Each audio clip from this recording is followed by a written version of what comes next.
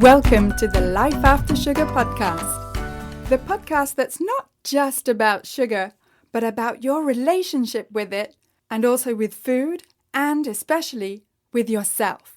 So if you want to discover your life after sugar and hear inspiring stories from all kinds of people who also cut out sugar in their way, at their pace, for their own reasons, this is the podcast for you.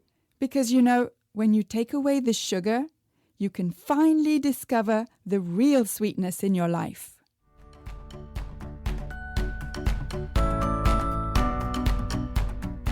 I'm your host, Netta Gorman, and before we start this episode about whether sugar is really a treat and all about those artificial or even healthy sweeteners, I just want to invite you over to my website, aftersugarclub.com, to go and download your free guide to getting more energy with less sugar. That's aftersugarclub.com. And while you're on the website, surf around. I've got lots of free resources for you, all about sugar and also about gut health and how eating fermented foods can help your gut health. You can also check out my Facebook page, Life After Sugar, and my Instagram account at My Life After Sugar. This whole episode is all about whether sugar is really a treat. And one of the most common comments that I get from people when they learn that I don't eat sugar or flour or sweeteners is, "Oh, come on, Netta, let your hair down, have some fun." And I'm thinking, do you even know me? Have we even met? How can you tell me that I'm not having any fun in my life? First of all, how can you tell me what I'm feeling? And second, is this some type of projection to tell me that just because I don't eat what you consider to be treats, then somehow I'm leading a dull and boring life and not having any fun? And of course, once people get to know me and see that on the contrary, I'm having way more fun now than I ever did when I was eating sugar, because I have all this energy and my body functions so well and I feel like I'm half my age, well, they kind of have to reassess their whole idea of what fun is or their whole idea of me.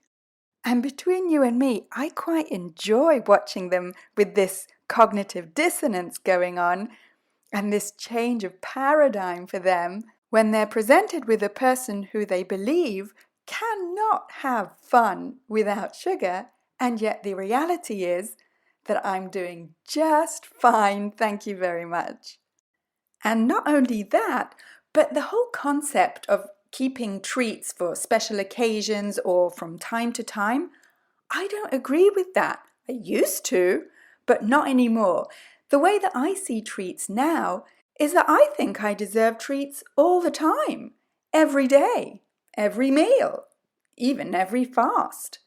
And I don't see why we should keep treats just for special occasions.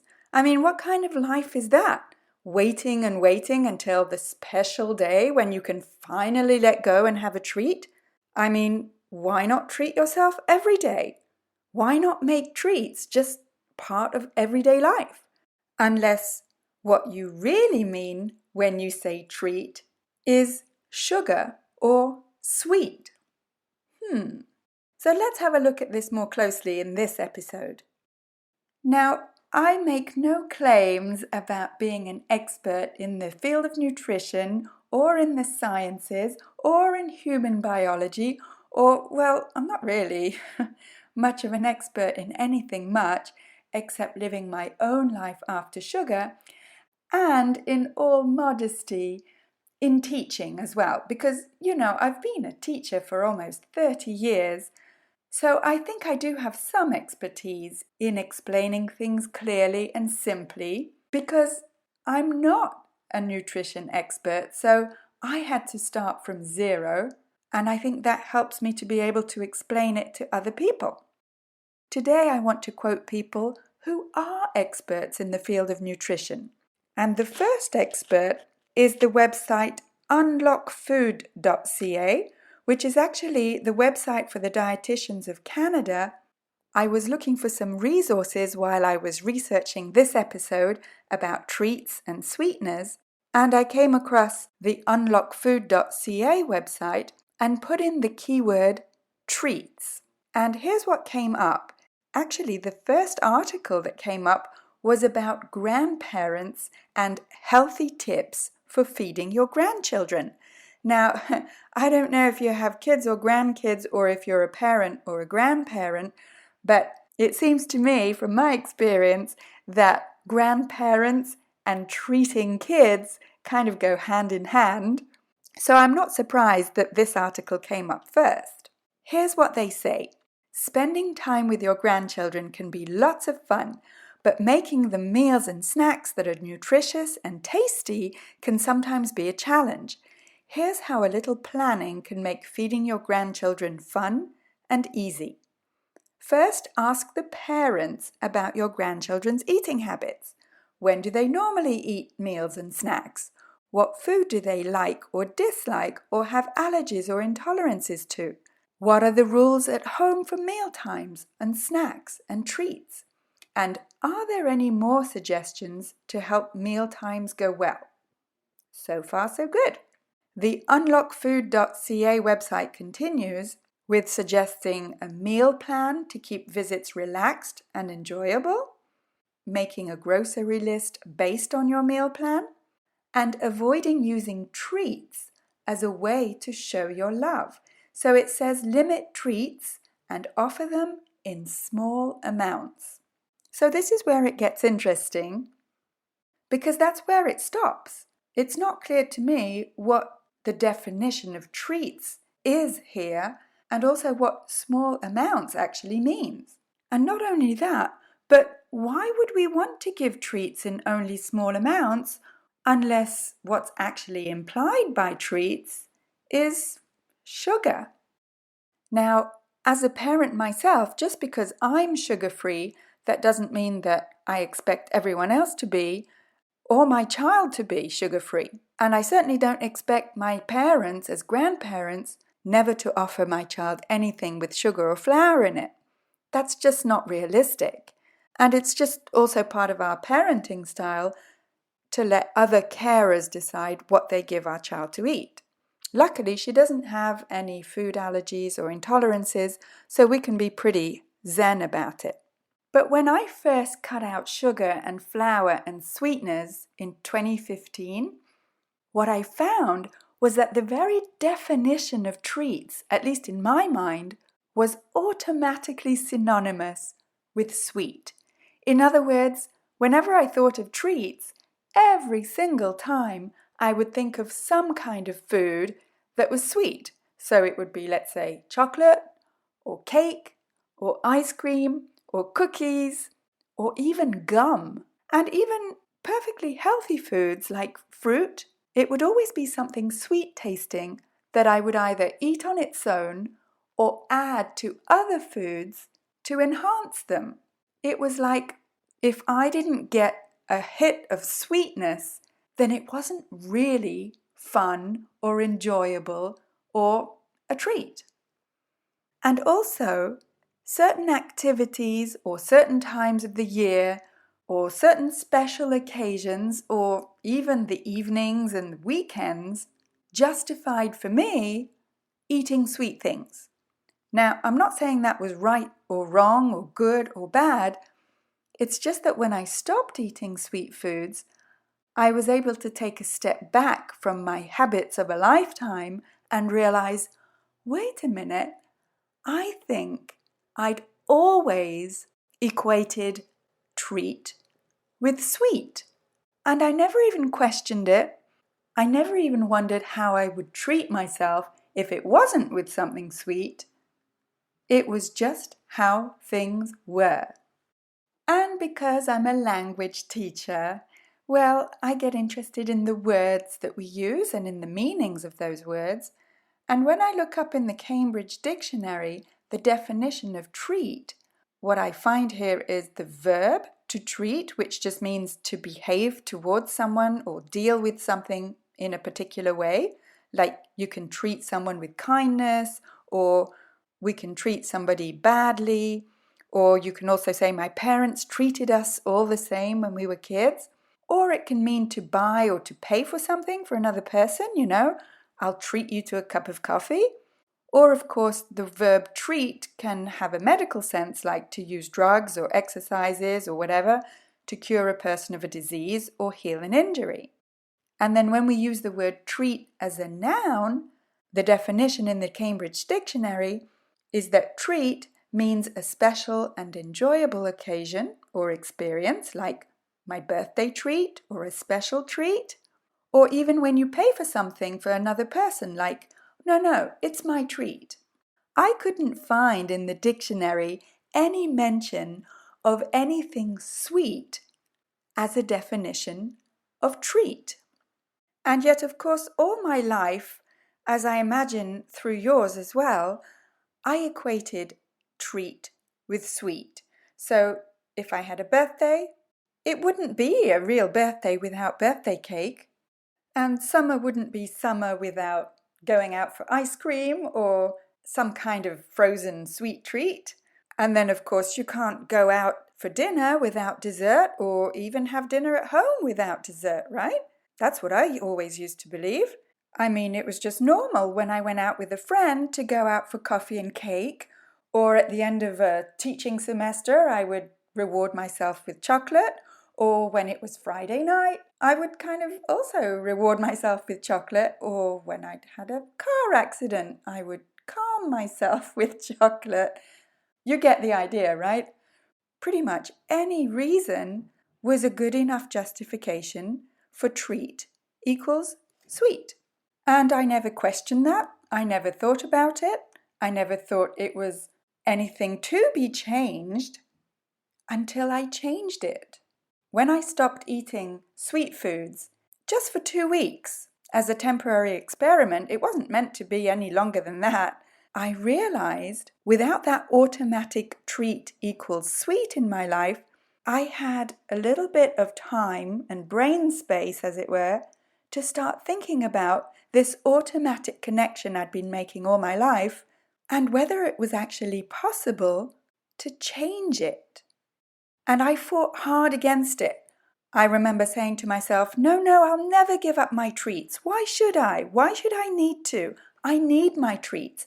I deserve my treats. And in a way, that's true. We all deserve treats. We all deserve good things in life. But what I started questioning was, do all the good things in life that we deserve, all the treats, do they necessarily have to be sweet tasting? Or do they need to be anything edible at all? And over time, over the months and years that I continued to not eat sweet foods, I came to the realization that those sweet treats that I'd been eating all my life also had a bit of a darker side to them, where I would be eating them to get some sort of reward or comfort or soothing or for some kind of emotional need. But at the same time, I would also be getting a backlash of feeling a little bit guilty or even ashamed at needing those kinds of foods to answer my emotional needs. And this wasn't top of mind for me for the longest time until I actually started thinking about it once I was sugar-free. And then I started to find other ways of meeting my emotional needs and other ways of treating myself, rewarding myself, soothing myself, and congratulating myself. Sound easy enough? Well, no, it wasn't for me. I mean, it's way easier said than done. And for someone like me who was never really in touch that much with my emotions because, well, quite frankly, I sort of stuffed them down and numbed them with chocolate, really, I did go and get some help to actually face my emotions and face and respond to my needs in other ways than sugar, chocolate, and even food. And believe me, it wasn't easy. Changing that habit of a lifetime the one where I would actually have to face my emotions, name them, recognize them, deal with them like an adult. That was really, really difficult for me. So if you're finding it difficult as well, then you're in good company. But on the bright side, I can tell you that it is possible. If I can do it, the world's #1 sweet tooth, then you can do it. It does require some effort and some introspection though. One little book that I found helped me a lot is by Susan Albers, and it's called 50 Ways to Soothe Yourself Without Food. Now, Susan Albers is actually a psychologist who specializes in eating and body image issues and mindfulness. As I look through the contents of her book, she asks, why is eating so soothing? Good question. She also has some mindful meditation techniques. She talks about change your thoughts and change your eating. For example, journaling to boost your mental health immunity, worrying mindfully. Yeah, I need to do more of that.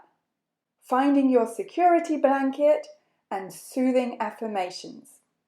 She also talks about soothing sensations to calm and relax the body, like pampering your senses, and soothing scents to rejuvenate yourself, as well as Yoga 101, sweating at the Life Gym, a chapter called Sleep on It, another one called Soak Away Stress, which is personally what I do when I'm stressed. I go have a nice long bath, and sometimes I tell you I'm pretty clean at the end of the week. Another chapter about soothing yourself with distractions, and another chapter about soothing yourself with social relationships. So it's a great little book, as I say, 50 Ways to Soothe Yourself Without Food by Susan Albers. Now that's all very well, you might be saying, but what about when birthdays come along, or family celebrations, weddings, festivals, whatever, all these social situations that we're getting back to now post-pandemic? You can't just go around having a hot bath when you feel that you need a treat, right? What if you want these sweet treats? Or what if you're trying to reduce them, but people are still offering them to you? Now, over the last 6 years, I've had plenty of these types of experiences where I've had to explain that I just feel better without sugary treats, and really that I'm having so much fun with the people that I'm celebrating with that I no longer need those treats. The key is to find ways of talking about how you feel rather than how bad sugar is, because once you start giving the impression that what people are offering you is bad, then they're very likely to feel either rejected or judged in some way, which is really not the point. The message that we're trying to give people is that we feel better with less sugar, and not that they're bad for offering you sugar. Because in my experience, 99% of the time when people are offering you these sugary foods that they consider to be treats, just like I did in the past, they usually have positive intentions. They want to make you happy. They want to treat you. They want to spoil you. They don't want to make you feel bad. And so it's a gesture of love and caring. And we need to be sensitive to that and to respond in like with love and caring in the way that we say, no thank you. Well, come on, Netta, you may be thinking, what if I still want all those yummy sweet treats? They taste so good. And you can't just make your tastes change overnight, right? Well, yes, this takes time. And just like learning a new language, this is a process. It may seem a bit strange at the beginning. You may fight against it. But if you're here listening to this podcast, chances are you want to reduce sugar. And while it's totally normal to resist what you actually want, believe me, I did it for ages. It might be helpful for you to think about all the negative consequences of eating sugar, and that might help you to remember why you're trying to cut down. So if you want to get rid of your blood sugar spikes and crashes, your energy slumps, the risk of heart disease, weight gain, cavities, fatty liver, diabetes, memory loss, foggy brain, and even dementia like Alzheimer's, not to mention more risk of anxiety, depression, hyperactivity, hypoglycemia, headaches, migraines.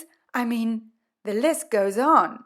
And we wouldn't be in this situation where we need to reduce sugar if we weren't eating too much of it in the first place. So remembering your why, the reasons why you're here listening to this podcast and why you want to reduce sugar, that might help you in the first few weeks and months of your life after sugar, and it might make the whole process just a little bit easier.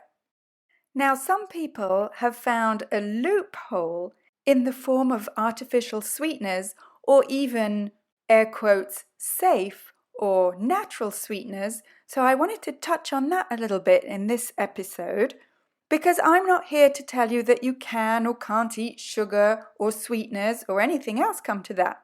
You can decide for yourself what you choose to eat, but it's always a good idea to be well informed before we do make a choice. Since keto came onto the scene, there's been a whole range of low-carb or zero-carb sweeteners like stevia, monk fruit, allulose, inulin, erythritol, xylitol. All of these sweeteners taste sweet on the tongue. They don't affect the body in the same way as sugar does, but they do perpetuate the need for and the taste for sweetness. I personally have never tasted any of those sweeteners, but my personal experience is that the less sweetness we have on our tongue, the easier it is to get used to less and less sweetness in our food in general, and the less we end up running after sweetness for treats. And with these types of sweeteners and their relatively recent popularity, the food industry has cottoned on to the fact that they can market them as being better than sugar or natural or whatever. But let's take the case of monk fruit sweetener, for example. Monk fruit is actually a whole fruit, but it's rarely available fresh and it spoils quickly. It also doesn't store well. So what the food industry does is to make a sweetener out of the monk fruit.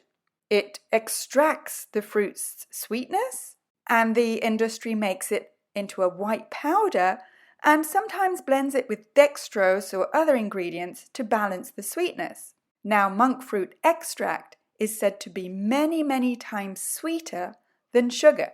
So the argument is, well, we use less of it.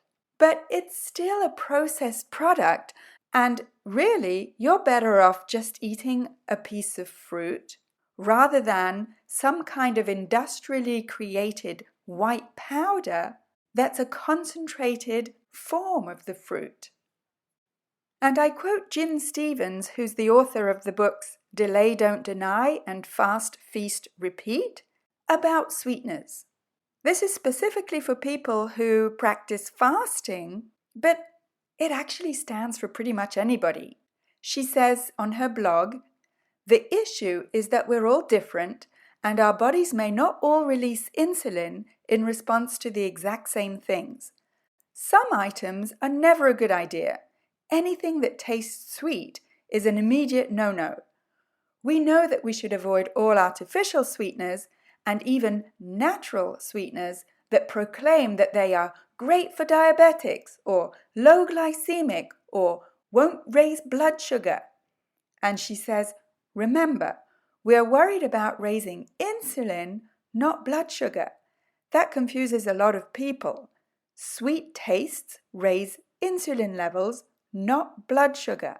In fact, she says, if your body releases insulin, you would actually expect to see your blood sugar go down as insulin does its job, which is to lower your blood sugar. Jin says, I've had many people argue that a particular artificial sweetener is fine for them because they tested their blood sugar after consuming it and their blood sugar didn't go up. Of course it didn't. Insulin lowers blood sugar. It also stops the fat burning process, which is why we want to avoid it during a fast. And the other thing about artificial sweeteners, even the ones that are marketed as being natural or good for you, is that they have a toxic effect on digestive gut microbes. That means they affect your gut health, maybe not in exactly the same way as sugar would, but certainly not in a good way.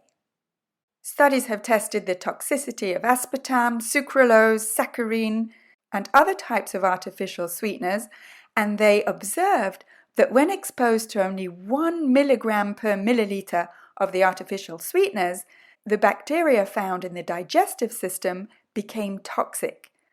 But what about the other sweeteners? You know, the safe ones.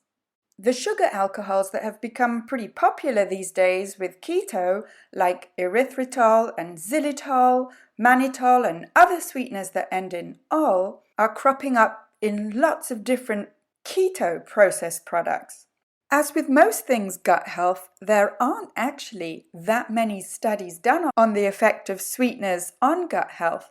So, given the fact that there's no explicit data available on the effect of these types of sweeteners on the gut microbiome, the Food and Drug Administration, the FDA, considers stevia as generally safe, air quotes. In other words, it's safer than other artificial and chemical sweeteners. Just watch out for the ingredients in some of the stevia products, though. Read the labels, look up the names, because you just may be surprised that a lot of labels of stevia products on our grocery shelves actually include ingredients such as erythritol, which is a sugar alcohol, maltodextrin, which is a sugar refined from corn, and dextrose, which is also a form of sugar. It's actually pretty rare to find pure stevia in the grocery store. And in order to improve your gut health, your best bet is to eat real, whole foods, not man-made foods, but whole foods from nature, and to include more probiotic fermented foods and drinks into your daily diet. Because, sometimes you have to look at the bigger picture of your overall health and not just think about sweeteners that can be counted as net carbs or that can throw you out of ketosis. And I guess we all have our own personal definition of what good health is. But for me, when I stopped eating sugar, flour, and sweeteners, it gave me that headspace to start thinking about, well, why did I consider that sweet foods were treats? Not that it was wrong of me to do that, but it was just something that I started thinking about that I'd never thought about in the first 45 years of my life. Once I stopped equating sweet with treat, I was able to ask myself deeper questions like, what needs am I trying to meet with that sweet treat? And why do I feel so guilty and bloated after I've eaten that sweet treat?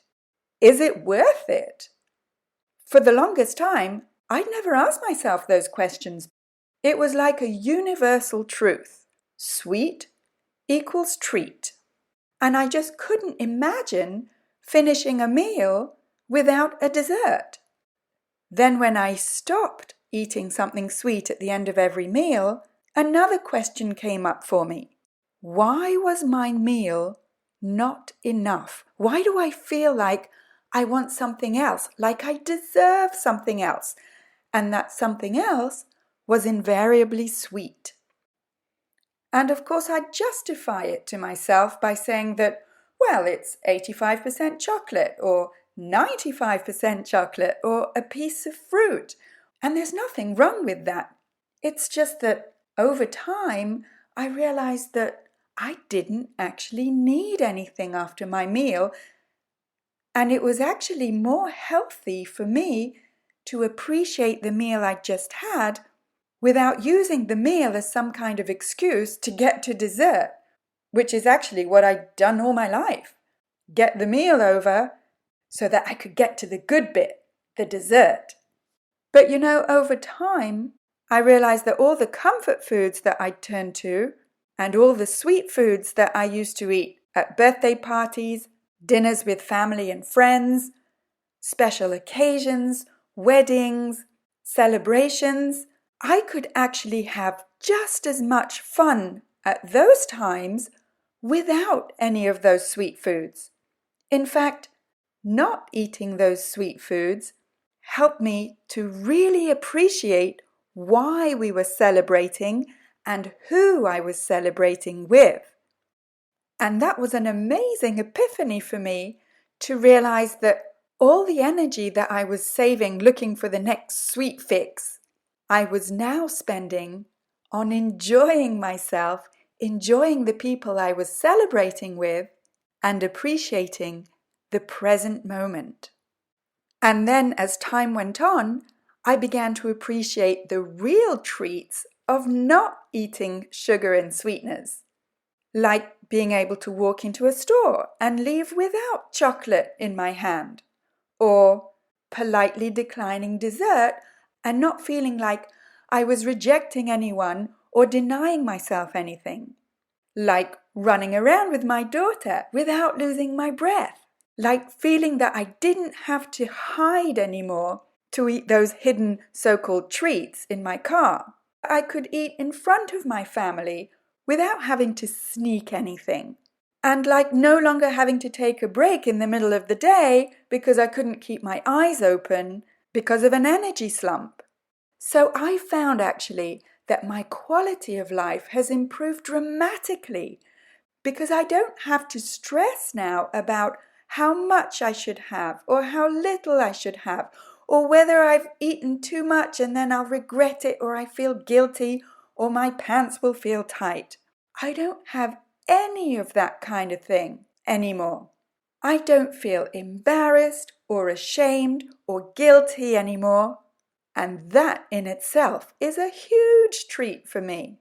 And also my aches and pains are gone. My skin is great. I fit into my clothes comfortably. I don't feel bloated.